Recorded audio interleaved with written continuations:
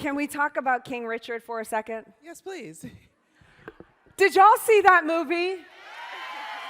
If you haven't, you need to go see this film. It was so freaking amazing. And a lot of it, if not most of it, if that's fair to say, was about you. Yeah. Did you felt that way too, right?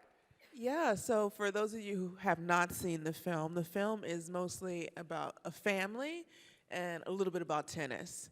So everyone has a family. In fact, my sister Lynn is here. Oh, there she is. Hey, Lynn. Hey! Thank you. Welcome. My older sister, my fashion influence. Yeah, let's emphasize the older. Yes. She doesn't look older, though. No, definitely not. Yeah, the film is really about how a family comes together to create a dream together, and I think that's what people really related to in this film. So even though it was about tennis, it was really about this family who has this dream, well, my family, who has this dream, and then it ends up coming true, and it's an interesting period in time because the film is from when I'm 10 years old to 14 years old, so we call it like a prequel almost, you know? And it's a different part of my life that's like a very long time ago, but still so close. Yes, and so that's the question that I had from the film. Y'all had this dream, this family had this dream. Now, going to the tennis, was this dream your dream?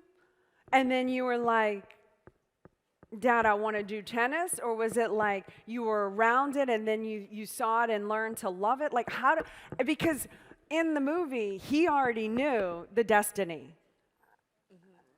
How did that happen for you? Like, how did you come about to discover that you had this talent and you were going to foster this tennis? Yeah. Well, I did what I was told. Okay.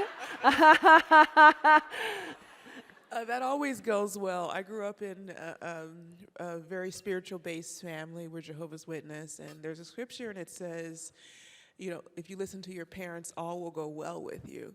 Wow. So, yeah. I need to have my daughters read that one. So that was already in our upbringing, and that's what we did. Our parents had this dream. My dad taught my mom to play tennis. I honestly still don't know how they do it. Everyone in the family knows how to play, so if something's going wrong on the court and there's like someone in the stands, my sister Isha and Lynn in the stands, they'll be like, turn your hips a little more, because they know what's going on. But it's something to be said about having a plan and then believing in it and then putting the work behind it. If you actually believe in what you're doing, it makes the world of difference.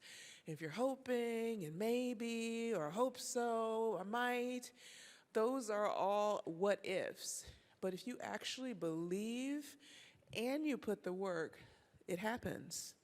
Before I ask my next question, do you still use the wide stance, or did we, from the movie, how your father was like, wide stance, but then the other coach was like, no, we're not doing wide stance. Like, where did we end up on that one? Yes, the famous open stance. Do you get asked that a lot? Like, because we want to know. Yeah. Actually, whenever my dad comes on the court, everything has to be an open stance. So when he's there, I open the stance. When he's there, when he's not, I close the stance sometimes. Okay, all right. Some shots require a closed stance. But it's really interesting because that open stance changed the game, both on men's and women's side. It's so dynamic. So somehow my dad changed the game. It wasn't Serena and I, it was my mom and my dad who had these ideas, and we were just the students.